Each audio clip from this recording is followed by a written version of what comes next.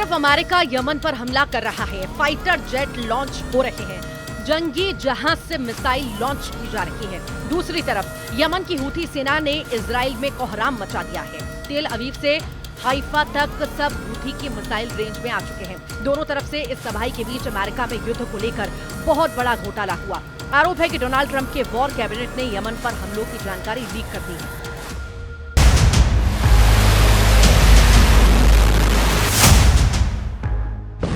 Yemen पर हमले में शामिल अमेरिका के बैटल ग्रुप को इसका एहसास ही नहीं कि जब वो यमन पर हमले की तैयारी कर रहे थे, जब अमेरिका के फाइटर जेट एयरक्राफ्ट कैरियर से उड़ान भर रहे थे, तब उसकी जानकारी पहले ही मीडिया में जा चुकी थी। यानी अमेरिका वॉर प्लान लीक हो गया था। अमेरिका की मैगजीन द अटलांटिक के संपादक जेफरी गोल्डबर्ग ने लिखा है कि उन्हें 2 घंटे पहले ही पता चला था कि यमन पर हमला होने वाला है। ट्रंप कैबिनेट में शामिल वो लोग जिन्हें अमेरिका की बड़ी तोप माना जाता है, वो सिग्नल ऐप के चैट ग्रुप में यमन पर हमले की चर्चा कर रहे थे। और चौंकाने वाली बात यह है कि इस ग्रुप में द अटलांटिक के संपादक जेफरी गोल्डबर्ग भी जुड़े हुए थे।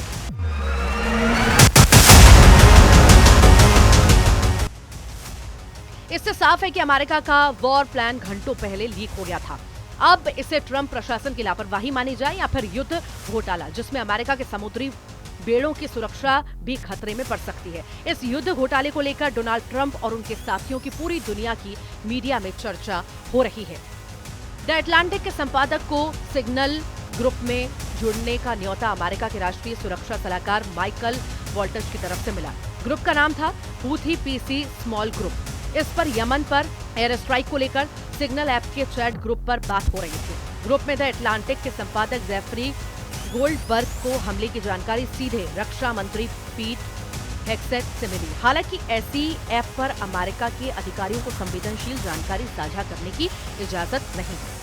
Talking about a deceitful and highly discredited so-called journalist who's made a profession of peddling hoaxes time and time again, to include the hoaxes of Russia, or the fine people on both sides hoax, or suckers and losers hoax. So this is the guy that peddles in garbage.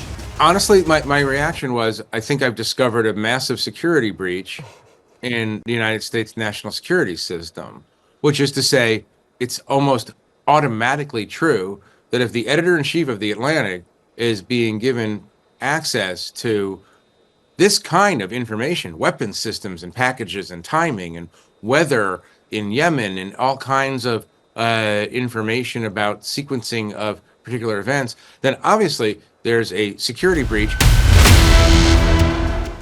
Donald Trump के खास लोगों के इस बहुत बड़े blunder को लेकर America में राजनीति गर्मा गई है। ट्रंप अपने देश में घेरे जा रहे हैं। अमेरिका का मीडिया आक्रामक है और ट्रंप अब यमन के ऑपरेशन को लेकर तीखे सवालों का सामना भी करने के लिए मजबूर है। I don't know anything about it. I'm not a big fan of The Atlantic. To me, it's a magazine that's going out of business. I think it's not much of a magazine, but I know nothing about it. You're saying that they had what? What were they talking about? With the Houthis. The Houthis? You mean the attack on the Houthis? Well, it couldn't have been very effective because the attack was very effective. I can tell you that. I don't know anything about it. You're telling me about it for the first time. Anybody else? Donald Trump के लिए आए इस बवंडर से जाहिर है America के दुश्मन बहुत खुश होंगे। ईरान से लेकर रूस और चीन से लेकर हमास और हिजबुल्लाह सोच रहा होगा कि ट्रंप का वॉर कैबिनेट कितना गैर पेशेवर या कहें कि लापरवाह है। पूरे अमेरिका में ट्रंप को लेकर सवाल उठने लगे हैं। राष्ट्रीय सुरक्षा को लेकर बड़ी चूक बताई जा रही है। डेमोक्रेट सांसद चाहते हैं कि इसकी वॉर प्लान लीक की जांच होनी चाहिए। If these detailed exchanges about coordinating military operations fell into the hands of America's enemies, it could get people killed. It could severely harm our military. It would put America's national security in danger. This debacle requires a full investigation.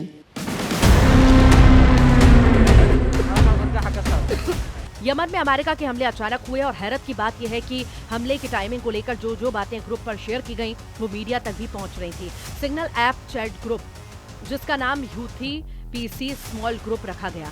उसमें छोटी छोटी बारीकी के बारे में बताया गया था। अटलांटिक के संपादक ने इसे क्रॉस चेक किया तो उन्हें यमन के सेना में धमाकों की खबरें मिली जो अमेरिका के विमानों ने किए थे। इसके बाद सिग्नल चैट ग्रुप यानी हूथी पीसी स्मॉल ग्रुप में ट्रंप के खासम खास एक दूसरे को इस हमले की बधाई दे रहे थे। इसलिए सवाल है कि अब जब ट्रंप का वॉर प्लान लीक हो गया है तो अमेरिका आगे क्या करेगा, इजराइल क्या करेगा, क्योंकि यमन की तरफ से तो मिसाइल लॉन्च में कोई भी कमी नहीं आई। जब एक तरफ अमेरिका के जंगी जेट और जंगी जहाज यमन पर ताबड़तोड़ हमला कर रहे हैं, तब हूथी की मिसाइल ब्रिगेड भी एक्टिव है। ट्रंप और उनका कैबिनेट चाहे जो प्लान बनाए वो प्लान लीक हो या फुल प्रूफ हो, हूथी लड़ाकों ने ऐलान कर दिया है कि वो गाजा पर बमबारी रुकने तक इजराइल पर हमले करते रहेगा। यमन के लड़ाका ग्रुप हूथी का ताजा दावा है कि उसने इजराइल पर मिसाइल दागी और दोनों टारगेट पर लगी हैं और आगे भी हमलों के लिए मिसाइल तान दी गई है। पश्चिमी यरूशलेम के पास जूबा शहर में सायरन बज रहा है। इजराइल के लोगों ने आसमान की तरफ देखा और फिर जान बचाने के लिए जमीन पर इस तरह झुक गए। यमन की मिसाइल के खौफ का इजराइल के लोग बार बार सामना कर रहे हैं। للشعب الفلسطيني المظلوم وإسنادا لمقاومته العزيزة الباسلة استهدفت القوة الصاروخية مطار بن غوريون في منطقة يافا المحتلة وذلك بصاروخين باليستيين أحدهما ذو الفقار والآخر فلسطين 2 الفرط صوتي وقد حققت العملية هدفها بنجاح بفضل الله। यमन के हूथी टारगेट पर हमला करने का दावा कर रहे हैं, लेकिन इजराइल का कहना है कि दोनों मिसाइलों को इजराइल के एयर स्पेस में आने से पहले ही गिरा दिया गया। इसमें कोई शक नहीं है कि इजराइल का मिसाइल डिफेंस बहुत कारगर है, लेकिन हूथी पहले भी उत्तरी इजराइल तक हमला कर चुके हैं।